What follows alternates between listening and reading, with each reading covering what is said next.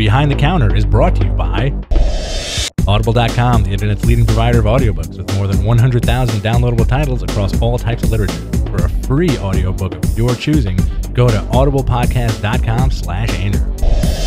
And by Stitcher Radio. Listen on the go via the Stitcher mobile app. For more information, go to stitcher.com/GFQ.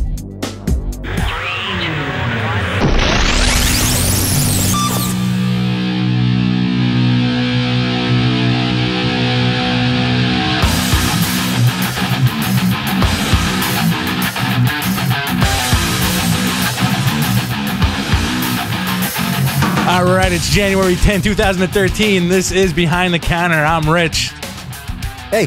Hey, Rich. It's John. John Adler. He's with me. What up, Rich? That's who I roll with. A deep crew of two. Hard crew. We're here to talk comics. And on a side note, happy birthday, John Abrams. It's your birthday. Oh, happy birthday, John Abrams.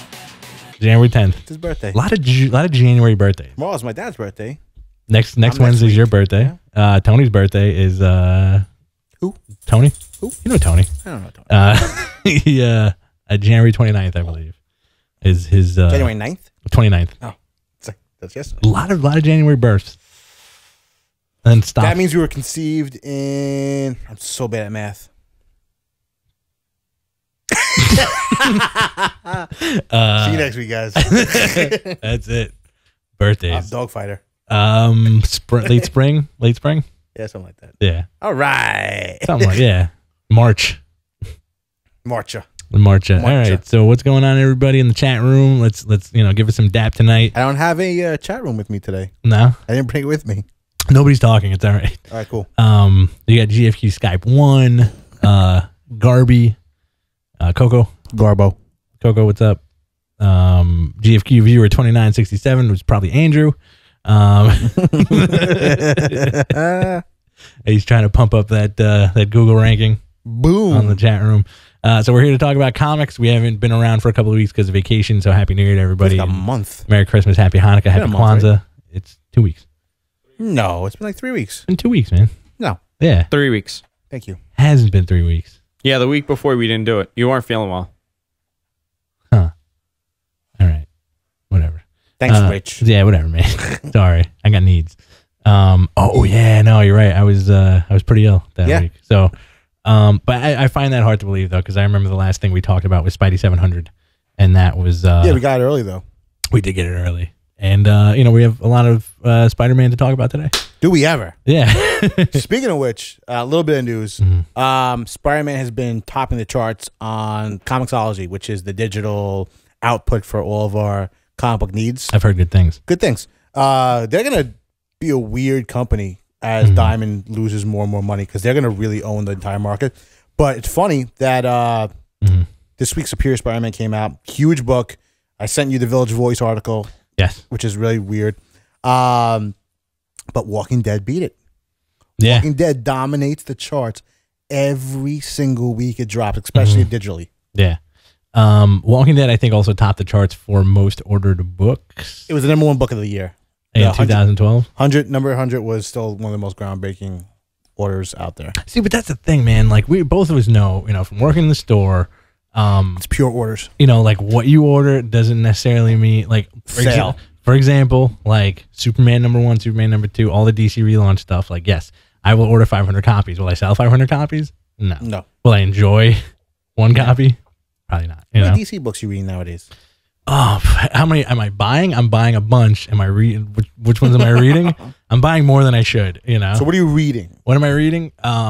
Green Lantern. Right. The regulars: Green Lantern, Flash, Aquaman, Wonder Woman, Batman, but Batman Inc. and Batman and Robin, not Dark Knight, not. They're both good. Detective. I'm behind. Both really good. And Action Comics. So like out of what, like 50 titles, 10? 52 titles, 10 books. I'm reading 10. 10's my number. Yours is about 8. Because I have the Dark Knight and I have the comics in there. All right. So, and then, how many Marvel books are you reading? Almost all of them. Almost all of them. It was funny because I was looking at the list this week. I remember back in the day when I would actually look at a list of the comics and just say, hey, this, here's 20 books, like I'm going to be reading this week, and I have to sift through like all of like the DC list. And now all I'm doing is looking if Batman and Green Lantern came out that week. Yeah. And the rest of them were just happy accidents when they happen. Well, like Flash came out this week. Cool. Like, oh, cool. Awesome. But otherwise, like all the other stuff is just like. I think I read more Image at this point than absolutely. DC. You know? I will spend more time looking at the independent releases than I will, the DC releases. Image is killing it right now. What are you reading from Image right now that you like? A whole bunch. Besides Walking Dead. I do like Walking Dead. I like Spider-Man. I like You Got Me to Come Back. I like Nowhere Men. I love Manhattan Projects. Saga's great. There's a great book which we've never talked about, which is not really getting a lot of press, but those who read it love it. A book called Revival, which is I got the first trade. Yeah, amazing book. Yeah, amazing, really great concept. I don't want to give away anything about it, but it's a lot of the dead rising stuff, and it's just handled in a very different way, and it's very much a character piece when it comes to like a big cast of characters. Very, very good. You also have the Luther Strode's. Luther Strode is very good, which is a very unusual book. You have the Jake Ellis books. Jake Ellis stuff is very good. You have I like Clone actually. Clone's awesome. Clone's really good. Harvest. I have all of the Harvest. I haven't read it yet. It's okay. Sacrifice. Mind the Gap. Mind the Gap. Think Tank. Changes, which just came out. David Bowie. Where was the other book? Tons. Image. We just like rattled off almost ton of entire names, things. You know. There's one that I just picked up that I just perked up the first 5 issues of that right here. Nothing but amazing things about. Infinite Vacation. Okay. Supposed to be really, really good. Yeah. But a lot of them, I mean, I look at Image as being a really high caliber Vertigo. Yes. As just really a lot of chances, a lot of, weird choices and weird books. And the best part of it is that you really don't know a lot going into them. So it's a lot of fun. You get surprised by them. I think it's more fun now than it was a few years ago, because I remember a few years ago the Image books were basically like throwaways. Like whatever rub off whatever creator was doing, and also like Bomb Queen, and like like books like that. There's like a big fan following too, And there was books like that, and you had like the one-offs like Officer Down, and like some cool stuff that popped up like Axe Cop is gonna be a cartoon. I saw that. Yeah, it's so weird. DC still has to get their act together. Dark Horse also, like Dark Horse is like they are the steady as she goes ship, because they don't really go outside what they're good at. Your BPRD, your Hellboy, your Star Wars stuff, your video game kind of tie-in stuff, Goon. Speaking of which, you read that Star Wars book? Did you pick that up? I did not. Oh man, it rocks, dude. I know. I totally forgot to pick it up. You know what it is? Because it's regular Star Wars #1, right? Yeah, it's because it's easy to lose amongst the 1,000 Star Wars books that's been coming out over the years. And especially since it's just called Star Wars, but it's such a really tight read. It's probably one of the best things that Brian Wood's written in a long time. And the Massive also, Dark Horse has the Massive, which is Massive. I'm a big fan of the Creep. I haven't read it. Conan. Great book. Everything kind of hinges on Mignola at this point. Yeah. I mean, the Goon, I really lost interest in after a while. Where it's just became a lot of like single issue story arcs. Same here. And now I picked up the issues that I missed, and it really has become another great book too. Yeah, I'm like maybe 3 or 4 behind on the Goon. I mean, like I wish I had the time and the energy to go through previews like we used to, and actually pick out like a lot of the cooler stuff that we used to get. And like there's such a derision between like fandom at this point, I think more than ever, because of the internet, it's like a lot of internet fans either shove the big two straight up their butts, and that they live and die by it, and like as evident by the Spider-Man 700 thing, where it's like, you can't touch my properties because they're my properties, that kind of thing. And then you also have like another group of fans who completely hate the big two and are just like, for example, I don't know if this is a real book or not, but like they'll like, oh, what do you read per week? Like, oh, I get Batman, I get this, I get that. Oh, you didn't read like Quantum Blanket #1. I would read Quantum Blanket. Like you're a douche. Like there's that fan, I would read the crap out of Quantum Blanket. Who's this? Who's like? What do you mean you don't read? What was the book that I always like? The book I was like, I have no idea what the book's about.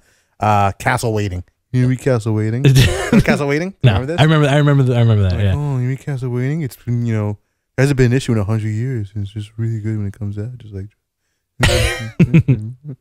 And then you have the third group of fan who will Guy Bono. Well, that's the fourth one. The guys who just read ElfQuest. Oh yeah, I don't understand that. ElfQuest and Cerberus. You know, I've tried my best to really get through Cerberus, but ElfQuest is just I have no interest in whatsoever. It's gonna pop up, man. It's gonna be the gayest shit in the world. It's gonna be the tightest thing, man. It's coming back. I guarantee it. I've never read ElfQuest, but I feel like it's time for ElfQuest. It's always time for like it's gonna happen, and like those back issues are gonna go crazy. I don't know if there's ever gonna be a time for it because you know what it is. I remember when when we first started working in the store, they DC like did a massive reissue of all their ElfQuest stuff. Yeah, yeah. And we had an entire rack of ElfQuest stuff, and we had one employee that was the only one buying it. Didn't move. Yeah. Was it the Schmeagol, or was it no another one? The big one. One of the big ones. Not this guy. Not that guy. Not this guy. Yeah. I wonder what happened to that guy. Watch me. I guarantee he's making millions of dollars. Oh, probably. Millions of dollars. And you also have like, you know, like it's just weird because it drives me up a wall where like, you know, you'll hear somebody rant on like a mainstream news article that's like, again, like, you know, like, well, quantum blankets attacks like real issues that really hit, you know, close to home in the heart, you know, like they tell me why was abused. It just, you know, it tells me why I can't get my penis up anymore. You know, like it's like all that stuff, which is great. You know, comics are the best medium on earth. I've always believed that. You know, comics are the greatest thing on earth. You know, that's it. I'm with it. Yeah, I mean, because it's a cheapest way for you to make an awesome movie. Yes. You know, exactly. You have storyboarding, you have no budget whatsoever aside from what you're going to pay the guys on work on the book. Yeah. And it works, man. I think it's an incredible genre. I think a prime example of that, mainstream wise, is in that Village Voice article with Dan Slott, where you know the writer in maybe like 3 or 4 lines like summarized every story arc that he wrote, and for the past couple of years, and you're like, oh, this is amazing stuff. This was such great stuff, you know.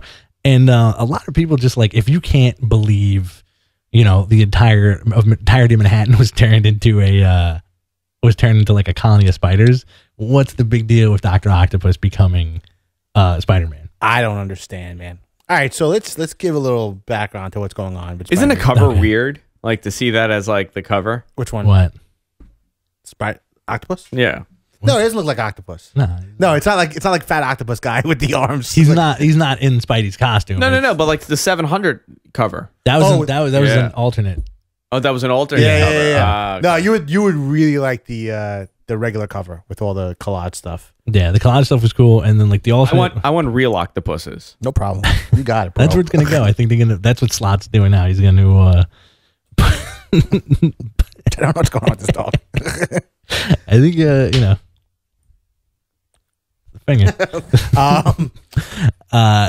Little background on Spidey. So Peter Parker's dead. Yeah. His body still exists with Dr. Octopus inside of him, controlling him for the greater good, sort of. Yeah. But what's amazing about it is how awkward the dude is. He is the most awkward, and this is where the I also think part of me thinks this is Dan Slott's kind of knock on internet fandom a little bit, you know, because you know you get the genius part about this story is that you're not getting your typical Doc Ock like stuff. You comfortable now? Yeah. you're not getting your typical Doc Ock villainy stuff. You're getting him in Peter Parker's body and being a completely snarky twit. Yeah. You know, just saying like, oh, what's this? Oh, I'm gonna beat you in like 3 seconds, and I call the media. You know, I want everybody to see you fail. Yeah, like because in Superior Spider-Man #1, he takes on the Sinister Six, and he's just upset at the fact that like you're not the Six. Yeah, like they're not the caliber of villain that he was. You know, and he takes him down in front of the media and protects everybody, and he's a huge douche about it. You know? And he's also walking around in like the mad scientist gear with the goggles and the white lab coat and like everything buttoned up. Everything's buttoned up, the gloves and everything. Yeah. He's not like casual. No. You know, dorky Peter Parker. He's weirdly socially awkward, egomaniac with claws. Right. For the most part. Like he doesn't like that's a great dynamic of the story is that he doesn't understand that there was a clear line between Peter Parker at work and Peter Parker in like as Spider-Man. You know? No, it's the same personality. There's no tact when it comes to Otto at all.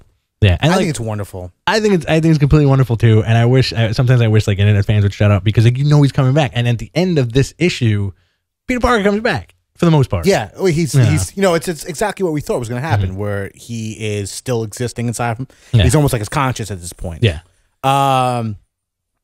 Listen, I read the Village Voice thing, I've read plenty of message boards, comments, and it's always disappointing.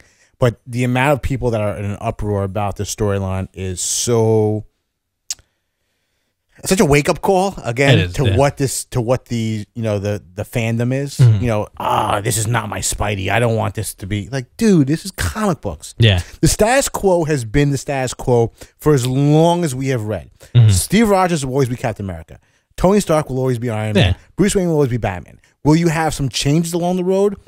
Yeah, sure. It's called a storyline. Yeah, it makes better stories. But eventually you're going to go back. And as long as I've said this over and over again, as long as a story is being told well, you can shovel me shit. Yeah. Anything you want. Give me, I don't know, some awful crap and make me enjoy it. Some character I've never enjoyed before. Prove me wrong. Random from X Factor as the new Captain America. Listen, I would like Random. Yeah. I like Random a lot. I like Random. I was the Worm guy. Worm. He was the guy that had the... You think of Maggot. Yeah. Maggot's awful. But I'd like to see that storyline happen. Yeah. But there was I had a point. There's such a disconnect with what it is. Like some of these guys are saying it's like, oh, I'm a huge Spider-Man fan. Like, dude, you've been reading this for probably 30 years. You've seen the Cologne story come through. You've seen the other Brand New Day, all this stuff. What was before Brand New Day? The Mephisto. Oh, what was it called? I know the other one's called Omit. You survive that as like a Spidey. One more day. Yeah. And then Brand New Day. Yeah. But you survive that as a Spidey fan. Also, like the thing is that like this kind of stuff makes like, 'cause when we worked in the store, we would have the older guys come up and they would say the same spiel. Yeah. The guys who actually remember buying Amazing Fantasy and like Spider-Man when they were kids, and then saying like it's not Ditko and not Stan Lee. It's this is horseshit. Not Herb Trimp Hulk hair. Like this is. I do love Herb Trimp Hulk hair. Like this is horseshit. They're just like really spiteful about it. The internet has turned young fans into like really bitter old fans. Yeah. Well, now you have an even bigger forum now. For most of our upbringing, we didn't have the internet where we had like a forum to just like spill our vile garbage onto and like, oh, this guy is right. This guy, it is garbage. You had the letters page. Yeah, which is really limited and very controlled by the editors. Yeah. Which is a nice thing. I want more of like a Nazi Germany when it comes to our fandom. I want more control over these psychopaths. I don't want to hear what you have to say. Basically. No, I don't. There's a nice article today I read in regards to the Spider-Man on Comics Alliance where they're talking about they made the announcement that Miguel O'Hara, the Spider-Man 2099, is coming back in some way, shape, or form. Because he was originally rumored to be one of the superior Spider-Man characters. So people like writing these involved theories about like, oh, this is what he was going to do all the time. Like not the like Otto won't work for me, but because I read Miguel O'Hara as Spider-Man 2009, this will work for me. I remember this is what I want. So it's all about that selfish attitude. Yeah. About like what your personal vision is for like, what do you mean this guy doesn't have a robot arm? I want to have a robot arm. Yeah. And the same article too, he's like, I think it was Chris Sims wrote it. He said that he really wants Punisher 2009 to come back. And there's a whole page of it was like a whole page dialogue of the guy's name was Jake Towers. Jake Towers. And he was being interviewed. It's like, where do you? It's like where do you? It's like, what's your name? It's like, well, I'm the Punisher. It's like, where do you live? On the edge. Awesome. I want that. Yeah. I'm in your boat also, like just give me garbage on top of garbage, and as long as it's a good story, I will come back for more. And that's our duty as fans. And that's the thing, is this is a great story. I think this is a very interesting way. And like more than anything, because I really love the dynamic. Like they're teasing that he's gonna get kicked off the Avengers. There's like a fired storyline coming out, which is cool because like people are gonna pick up that this guy is really weird. This is not like the wisecracking, sandwich-eating Spider-Man that we've grown to love. But I think that what's even more interesting is after all is said and done, it's gonna even create a larger, more interesting dynamic for Octopus. Yeah, because now he has been like a Spider-Man, and of course he'll be a villain after this. Yeah. But like I think he's gonna go away for a while. Because he's been around for a good chunk of Slott's run, in the background, like on the fringe of whatever he did. But it's the one thing I don't want to happen. Again, this is like my personal thing, is I don't want Peter Parker to be poor again. I do. I don't. I want to be poor. I don't want to be poor again. Like, I'm waiting for him to get kicked off his job, and I can't wait for him to lose his job. Yeah, because then you start at ground zero again with like him. But like, see, that's that's what I loved about Superior Spider-Man, where it was like this guy's taking blurry out of focus. Like his job, he was a brilliant scientist, and he was taking blurry out of focus pictures of himself and selling them, and that was his job. Yeah. Instead of saying like, I can develop crazy science stuff and like help the world or whatever. Yeah. Just like really interesting. And there's also like a weird parallel too with like that thing with what Ock's doing in Spidey's body with like helping the world with technology, and then also Incredible Hulk or Indestructible Hulk. Yeah. Where he's like, where the geniuses are going to work. Yeah, like we're actually going to try to make the world a better place or whatever. Hulk is a weird thing where like I don't care how it ends up, I'm still going to read it. Oh yeah. Well, like, he's savage again? Cool. This is going to last for 6 months. He's going to be smart. He's going to be in a brown outfit. This guy's going to have armor, But that's one of the characters that he's built on change. Mm-hmm. Like, he's a character who you can constantly go through those transformations and you can always enjoy regardless of what the situation is. Yeah. And also, you don't, for whatever reason, you don't have that really rabid core base of fandom anymore. I guess because Spider-Man's such a top-tier character. Yeah. And Hulk is also to a degree, but you don't have like, oh my God, like the Herb Trimp hair is not happening anymore, so I'm just not gonna read Hulk anymore. Well, because I think the I think it's also the little gist of the character, where it's like if you ask somebody to describe the Hulk, they'd be like, he's a guy who gets angry, he turns into the Hulk and he smashes and he gets back to normal. Like it doesn't really go further than that. Yeah. Whereas like if you say like, talk to me about Spider-Man, you can write a book. Yeah, and then his girlfriend died, and then this happened, and then this happened. I meant to ask you, did you read Morbius? It did not. That was good. Was it? It was good. Man, it was a good book. Michael Morbius. It's very good. Yeah. Yeah. I mean, with Spider-Man, you have. I mean, like I was trying to explain to Bobby, like he's really into it. Like he read. He's the one who put me onto the Village Voice, article, and he's someone who hasn't read Spider-Man probably since. The last one he read was Spider-Man 300. No, maybe. I gave him the Return of Kraven.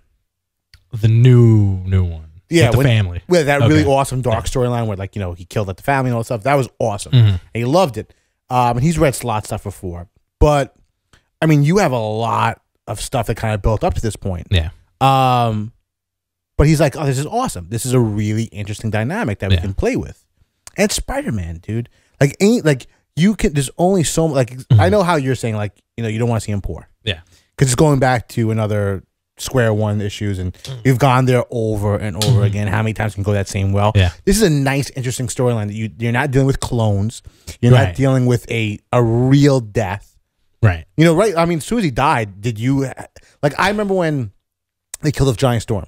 Mm-hmm. And you knew he was coming back. Right. But the impact of it was so strong, and he's like, wow, I know he's gonna be back, but this is was awesome. Yeah, it had you felt it. You felt it big time. The transition of this was kind of flawless. We're just like, all right, this dude's gonna be Spider-Man right now because it's still Spider-Man, and the story's still going. It's still, it's not like this is the end. Started. We move on. This is not even the climax of what's gonna happen. Like him dying is you're still going up to the top of the roller coaster. Yeah, this is gonna go on for a year. Yeah, you'll have 12 issues of Superior Spider-Man. And then a lifetime of regular Spider-Man. Yeah, you're always gonna have, or he'll come back around, time for an anniversary. Maybe 100 issues you'll get Peter Parker back. Would you be upset if it was 5 years of just Spidey? No, I would not be upset. And Peter Parker the ghost just floating around. Honestly, I'm probably one of the only people that would not have a problem with that. Yeah. I love this weird creep. But and there's the other thing that people were getting on about. The idea that because he's romancing Mary Jane, that people are like, you know what? If Ox sleeps with Mary Jane and she thinks it's Peter Parker, that's rape. Oh my God! And this is the deal breaker for them. There's no way. I wasn't gonna read Spider-Man, but I'm really not gonna read Spider-Man. Yeah. You know what, that I feel like that's also a generational thing, because if you wrote that story in the 60s, people would be like, well, what a dastardly guy. Not what a villain. Oh, that's what he did. And not, you're not thinking about it what, that is kind of rapey. Whatever. But it's comic books. I doubt, I think Slott is smart enough to be you know what, to write something and be you know what, well, You read the article, right? Or most of the article? Yeah. He said how they walked into into his apartment. It's like, it looks like Spidey's head exploded. The dude loves Spider-Man. Yeah. Like, even when they first relaunched Spider-Man, they had all the brain trust of all these top tier writers on it. He was the one that stuck around because he has such a passion for the character. Yeah, it's incredible. I remember when I think he was doing She-Hulk before Spidey, right? And his She-Hulk was incredible. Incredible book. And I remember like the first few years of his Spidey, both of us were kind of like, all right, let's see what he can do, Yeah. And it was awesome. Amazing. I don't want this dude to leave. He doesn't get enough credit, I think, as like a Spidey writer. Nope. Because he, like, who else can you think of in the last few years that has written quality Spidey besides, Before the brain trust, it didn't happen. You had Straczynski's gigantic run. You had Straczynski's run, which I was never a fan of. It had good points and like a lot of bad points. If he didn't have Romita Jr. drawing most of his run, it would have never gotten the attention that it should have. Okay. I think he added a certain mood to that book. He drew really awesome Cityscape. Yeah. He drew an awesome Spider-Man. Unprofessional. He drew it was an awesome looking book. It was an awesome package. But his storylines were always flat. You had Jan DeMatteis, who was really great for years. I think Mark Waid also, and I think Mark Waid did, yeah. Well, Mark Waid did some of the brain trust stuff also, and he did a very good job. But in terms of a long, steady run, slot that's all the way. That's the money, man. And I'm like, Jan DeMatteis did Spider-Man from the early '90s to 2000, I think. Yeah, and you have also like Tom DeFalco. Like it's also Tom DeFalco. It's also tough to. I can't read any of the DeFalco stuff now. It's awful. You also have like a good parallel with the Bendis Spidey because Bendis also writes an awesome Spidey. It's the same Spidey, but it's not. Like I love the Bendis Ultimate Spider-Man and what he's doing with Miles Morales. I would love to see him do, like I feel like he would be the go-to guy after Slott left to do like a long run of like regular Spidey, but I doubt he would do that because it's just writing the same guy a different way. I honestly think that Ultimate Spider-Man would. I think if Bendis left Ultimate Spider-Man, I think that entire line would crumble. Well, there's like 3 Ultimate books now. I know, but I'm saying like that's. I love the Ultimate line. I still am like I'm probably the only person that's still like really like I love the Ultimate line. But like it's tentpole is definitely Spidey at this point. It's nothing else holds candle, but. I think he would probably bring that book with him when he finally leaves that book. Yeah. Were we talking about Spider-Man? We're talking about Spider-Man. For the past half an hour, we've been talking about Spider-Man. I think that I couldn't envision another writer on the Marvel slate writing Spider-Man as well as he does, or as long as he's been doing for a long period of time. You know who I'd like to see write Spidey for a little bit at least? Jeff Lemire. Think about it. No, he would do a great job. Yeah, I think Jeff Lemire can pretty much write anything at this point. Yeah, aside from Justice League Dark. I can't stand that book. I think they're turning it into a franchise too. They are. Guillermo del Toro is writing this right now. Great. So weird. Well, it's going to be Alan Moore stuff. It's basically going to be the Constantine meeting Swamp Thing. Okay. And then having like all the guest stars. That's fine. Would you like to see a new Swamp Thing movie? Yeah. Why not? I love the first 2 Swamp Things. I love the TV show. You know what? I didn't like the second Swamp Thing. Big fan of the first one. No, I don't like it. Yeah. But I love it. It's not a good movie. But honestly, you know what? People have their flashes. Okay. In moviedom. I still think that Swamp Thing was one of the best looking. Oh yeah, no. Dude looked amazing. He did. I think the best part was he had first one not so much. The second one and then like TV show he looked awesome. See, I thought the first one he looked better because he had that like dopey hero smile from the 80s underneath all that goop. He was Captain America. He was Captain America in a swamp. You know what? I do like the second one because the second one was completely out of the like the first one was like a horror movie. Yeah. The second one was like you had all the mutants, and you had cackling bad guys, and you had like the swamp dick, the tuber. The first movie was very slow paced. Yes, and it was like like arcane. And he stretched for the sunlight for half the movie. Yeah. Second one was bonkers. The second one made no sense.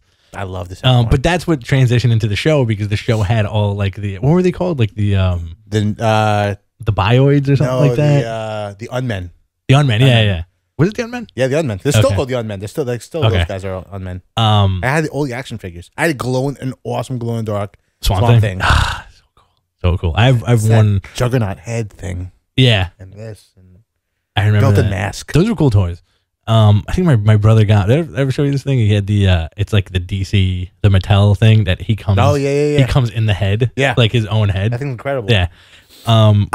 Before I forget. You know how Mark Miller is running Fox's movie development deal with Marvel? Okay. I was gonna post this yesterday, and I just totally forgot about it. He spoke with Josh Trank, who's doing the Chronicle. Okay. He's doing Fantastic Four now, and it's not that boring. Don't yawn. That was a natural yawn. It wasn't an on board yawn. For 2 hours. He said that this Fantastic Four movie is gonna be so good that it's the new Alien. That's a pretty big words, man. Well, first of all, I don't want to hear the new Alien anywhere near Fantastic Four. That does not sound like enjoyable. Because I immediately I vision in my head like these guys are gonna get stuck on a spaceship with Doctor Doom, and they're always slowly mutating. And I can see Ben Grimm until the very last thing in the movie. Yeah, and he's gonna look just gross. He's gonna be like some weird Swamp Thing monster. Like he was in the first issue, just like a puddle of poo. No, he's gonna be like. I think he's gonna be like. Might be puddle of poo. I think he might be like Planetary Grimm, where he's just like a gross like. Yeah, puddle of poo. Yeah, puddle of poo is pretty right on. What if he turned around and was like, this new Fantastic Four movie is just gonna be like the first Transformers movie? Silence. I don't know. You can't react to it. This. Oh my God. This new Fantastic Four movie is gonna be like the new Jack City. I would see that. I would definitely see that. How do we derail to the? How do we get the Swamp Thing to all this stuff? How is Swamp Thing our bridge? Dark Justice League is gonna be turned into a franchise. Oh, Jeff Lemire. Yeah. Well, it was kind of weird this week. I expected a little more from Walking Dead 106. I thought it was great. It was amazing, but this was the promise of like this is when stuff happens. Well, no, it turned out to be? What? It turned out to be a couple of things. Number one, Charlie Adler's 100th issue. Exactly, but it also was some of Charlie Adler's best work that he's done in a long time. Every page was gorgeous, but it was also I read that book in under a minute. It was pretty short. It wasn't that it was short. It was just it is. I think my anxiety level is so high when reading Walking Dead issues, especially when you have so much on the line. Yeah, the last few that you're just like, I gotta turn the page already. And then you're waiting. You're dreading that last page. Yeah, and you just you turn it and it's like Larry's page. No, like this. It's. I feel the same way. Like the last few issues have been like like what's gonna happen. Especially you have like the little kid. Yeah, that's what I'm saying. The stakes are so high. It's the little kid in the bad guy's house. And he's got half his face blown off, and the bad guy saying like you're not gonna bandage yourself up because everybody's gonna see you. Like I'm gonna totally mess you up. For those that don't know, like Carl has been kidnapped by Negan. Well, not kidnapped by Negan. He's been held by Negan now because Carl decided to go a little crazy. Now, what do you think is going to happen? You can't even call it at this point. Like the book is so hard to call because you don't know like what's going to happen. Well, the next cover is the one that we were dreading with the cowboy hat and the rubble. Oh my God! Yeah. But I think he's. I don't think it's gonna be that bad. I think he's. I think got him lead. I think he's gonna go over and he's gonna see his childhood robbed from him, and think him having sex with a ton of the Negan whores. Do you think that's gonna be it? That would be pretty interesting. As opposed to like the number one thing on everybody's mind. Which I'm not even gonna say, What the socket? No, well, yeah, like just like exactly, which is like the most horrible thing, like because like, if like that's the most gut wrenching. Well, is that the line? Is that crossing the line in terms of the book? Like, I don't think there is a line. No. I mean, like in terms of like, because I feel like the book is balanced on a certain level of, like creativity and also like the fact that I wouldn't know it, but it just feels like the whole thing is bigger than anything at this point. Like in comics, like this is the biggest comic that's come out in the last like X amount of years, and you're up to issue 106, right? And it took a long time to get there. Especially you had books that were late. There were months where like when's the new Walking Dead come out? When's the new Walking Dead come out? Like in like earlier in the run, and you had Kirkman being able to play with these guys because it was for it was for comic guys, it was for comic dudes, and it's like, oh, this is a great comic book. But now it's it's mainstream audience. Now you have to deal with the mainstream audience, and the mainstream audience is one of the most passionate audiences of any show ever. Like I would put the fervor past Lost at this point. Yeah. Yeah, I mean the Walking Dead fandom on the television show is completely rabid. Yeah. I mean it's the biggest thing. It's one of the biggest TV shows on television right now. Yeah. But at the same time, like this is the season that is the promise of the hardcore stuff happening. Right. So I hope they can still like. I mean, I think Kirkman has a good head on his shoulders where he can really like maintain that same level of almost stereo quality between the book and the television the book and the television show. Yeah. Where you still have that level of hardcore, which makes us really engage with it so hard. Right. Because I don't want it to get softened up. Because I want to see something awful happen to Carl at this point. Do you? Yeah. You want to get the Iron? No, the Iron doesn't make any sense because he would. He's already got the messed up face. He's got. I mean, if he did the other side, it'd be awful. Yeah, that's what I'm saying. Like the clean side. Oh man, on the clean side. Well, I think the other guy's gonna help him out somehow. The gross face. Well, yeah, there's gonna be some hero modes. There's gonna be a lot of deaths. I think Andrew's gonna bite it. Andrew's been supposed to die for a long time. You waiting for that? I want to enjoy that. I think Andrew's gonna bite it. TV show. The thing. I think you're right on the money. Where like he's gonna make him like it's not gonna be what you think. Yeah. Where like like wait till you see what I did to your son. I think that fallen hat might represent like the last fragment of his youth. Yeah. We'll also think about it in terms of a narrative. Like you have a cliffhanger like that where he's like, wait till you see what happened to my son, and then when you open up the first page with like his son messed up, it doesn't make any sense. Yeah. Unless at the end, like the whole issue is them going like walking to the compound. Yeah. Like that's the thing. Like it could also be another like setup where this is Negan's ploy to make Rick completely bananas. By saying like wait you see what I did to your son, and then like before they even get there, Rick just like tries to rip his throat out. And gets like his other hand cut off or something, And then the last page, he'll be like, I know what I did to your son? I didn't do anything to him, And just like he has everybody right where he wants him. That's like what makes the book so good. I think what this whole storyline is about is, Rick has the most to lose. Right. I think that this is the breaking of Rick. Like this is, he's doing this big, like he has to lose everything. Because in this point, not only is his son in the hands of evil Henry Rollins, but he also has the entire community that he's supposed to be protecting, thinking he's an asshole because he's siding with Negan.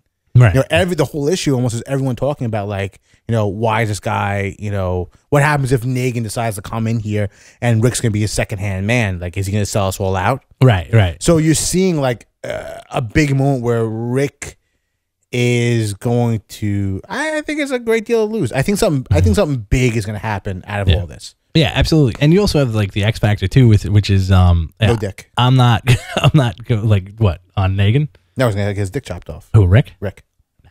Carl. Oh man, terrible. I'm also not 100% on Jesus yet. On like the Jesus they found. I'm sold on him, man. Yeah, because like you never know. That might be like so he's cool. Been working. Yeah, he's awesome. He's been working for me the whole time.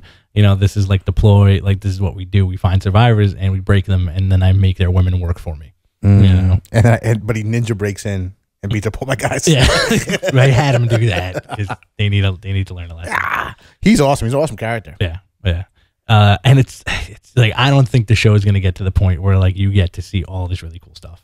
No. Well, like we're talking about this season, where it's going. Like I don't know if they're gonna do the choppy chop on Rick. I don't think you can on TV because like look how dumb it turned out. I think they tested it with Merle. And look how terrible it looks on him, Well, listen.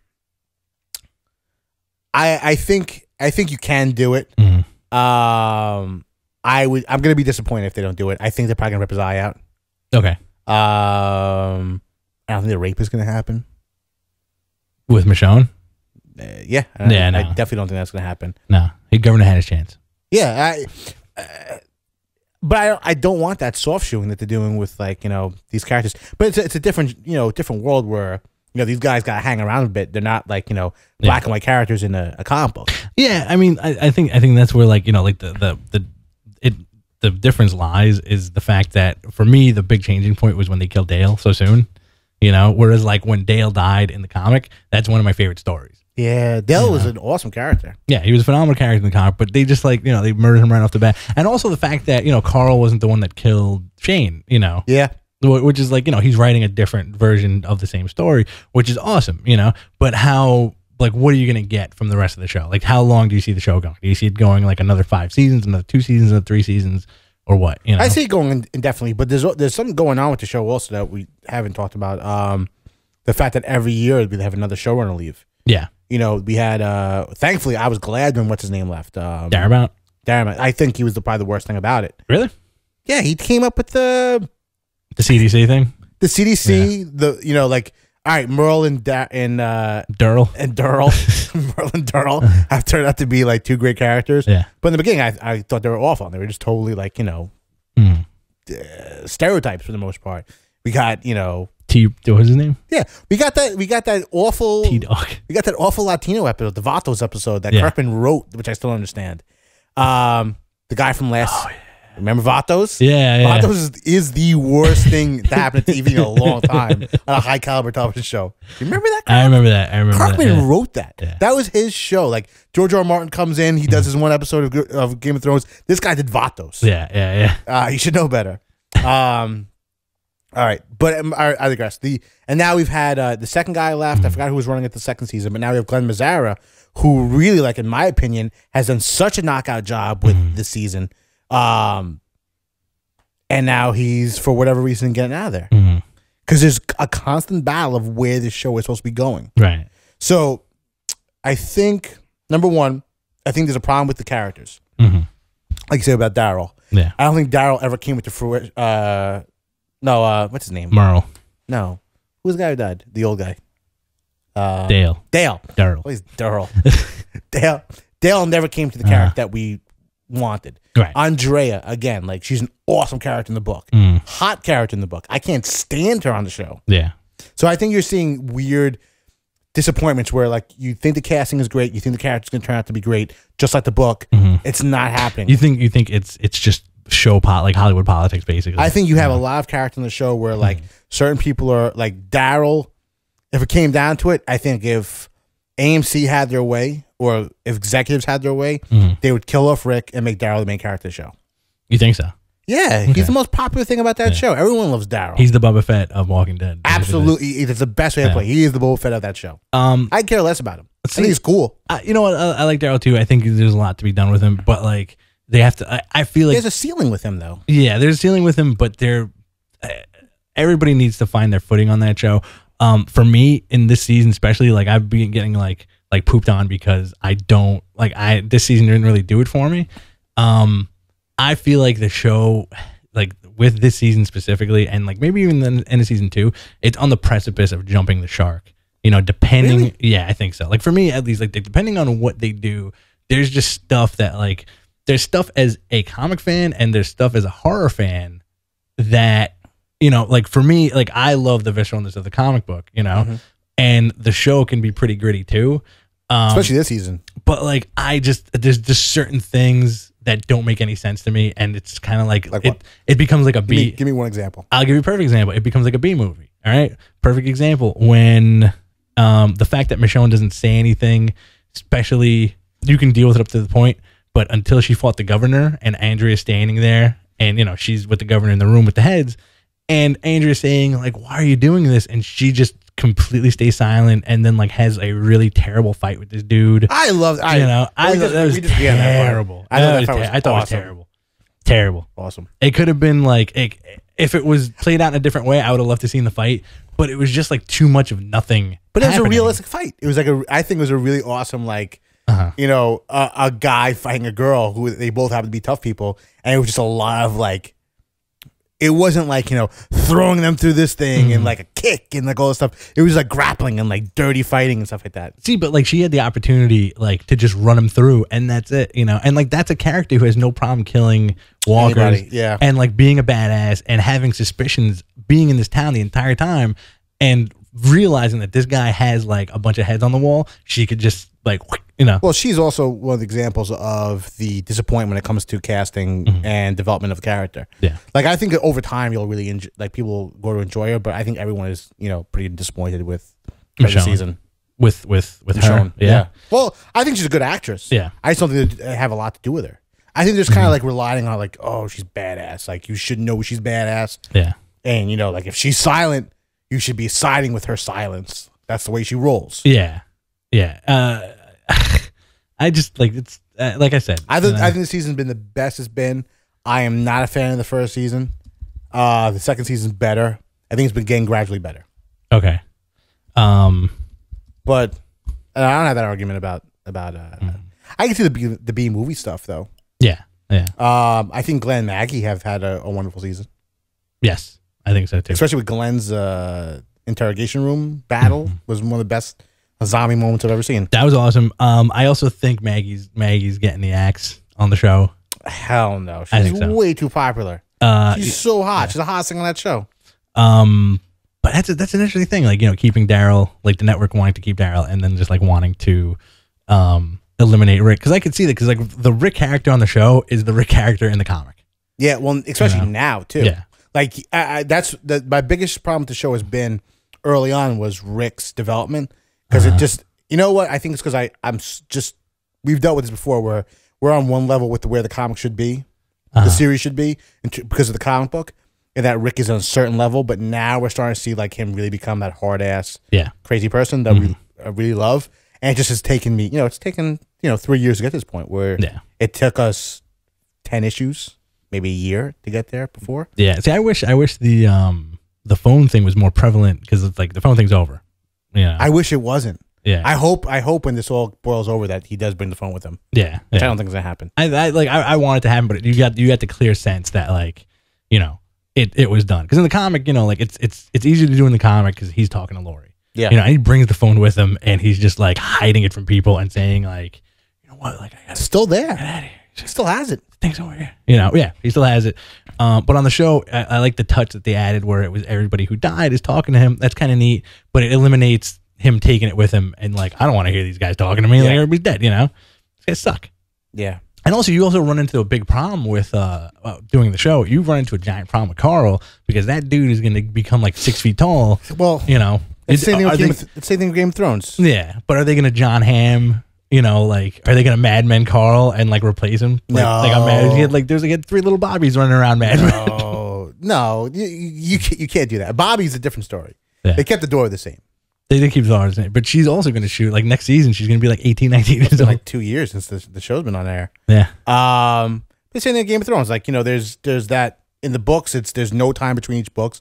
This is a weird thing. Like there's probably like a year between each season. Yeah, but there's not. It just picks up immediately afterward. Yeah. Carl, they're gonna have to just deal with it. Like that kid's gonna like as soon as I think next season he's gonna be a full grown man. Hey, what's up? Kids grow fast. Yeah.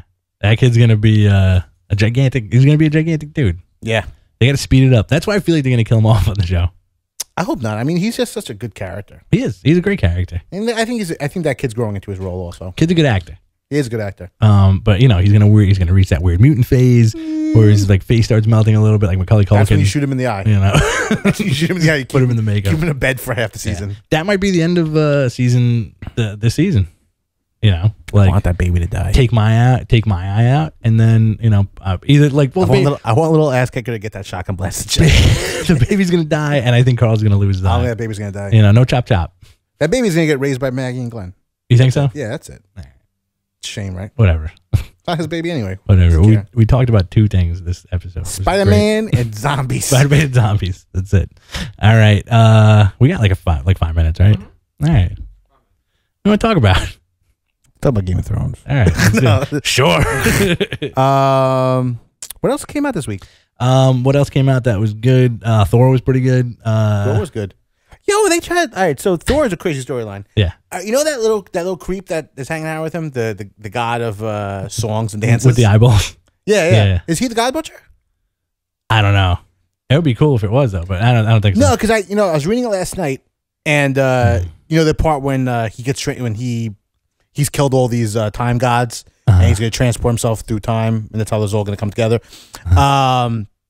He's got the same he's got his hood off and he's got the same like tentacles coming out of the back of his head like that little creep does. Yeah. Well, I mean, like the God Butcher is from the future apparently now.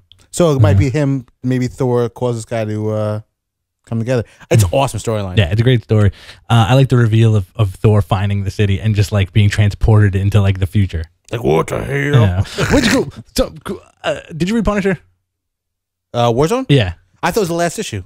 Right? But like the story ends like, like, no problem. There's one issue left. Yeah. Because like it's, I know it ended on a weird note. But I thought it was awesome Thor stuff, especially with him just like, cause like, you get the foreshadowing in the last issue where like he's electrified behind Captain America and he's like, go get him, Thor. This is I think pretty much the first time ever in Marvel history where you had Thor versus Punisher. Yeah. I don't think I've ever seen that before. And it was like, and you know what? It was awesome. Rooker did it in like the perfect, like the only way he could do it. Yeah. Well, number one, like the first thing he does, like the first thing anyone would do if you're a Punisher and you're fighting Thor, you shoot him with a rocket launcher. Yeah. But what was cool was that he leads him into like these battles where he's just like, like all his innocents are going to get killed if you don't do something about it. Yeah. And he, and he zapped everybody. He does the punishing for him. Yeah. And I love the ending. Oh, the ending was phenomenal. He's like, you're a warrior. Yeah. You made the war is you. Have this beer with me. Have a beer. Have this piss. I don't like that. No? I don't like Punisher ever drinking. I liked it. No. I know you like it. I mean, like you want to be able to have a beer with Punisher, but it's the same thing with Batman drinking. Like, Frank Castle is the Marvel Bruce Wayne in my opinion. Okay. Batman in my opinion. Will never drink. Yeah, he's like, this dude's on call all day long. Yeah. It's like Spider-Man drinking, in this issue. Yeah. I don't think you'd ever like succumb. Same thing with the sex. Okay. Like he doesn't succumb to moral desires. He's like a priest. Punisher is the one and done. He has the ugly whore. Yeah, and that's completely like I have to open the valve up. Or I'm gonna kill myself. Yeah. I think, but I always like just had him take a nip, like maybe once every 3 months, like when it gets like real rough. He's like, no, it's like Garth Ennis's run. That guy goes to a bar, he watches the television, and he eats like bar food, eats pie, and has like a cup of coffee. Not even coffee. He doesn't have coffee. He has water. Yeah, coffee, bacon. The Garth Ennis diet. I've forgotten what issue it was where he was like, he's like, I just had a handful of bacon. I'm good to go. He's like a child. I like the Thor thing with Punisher because it's I felt like like the way Ruka wrote it was like here's this god who's trying to appeal to a mortal man who's saying like, what do we have in common? I like to drink beer. You probably like to drink beer. Both like to kill people. Let's drink beer. I'm a god. You kill people. You're kind of like a god of killing people and like war and stuff. So it's gonna be god of war. Here's some. It's gonna be Ares after this. That'd be phenomenal. Wow. Well, it's closed in the chest. Yeah, it's true.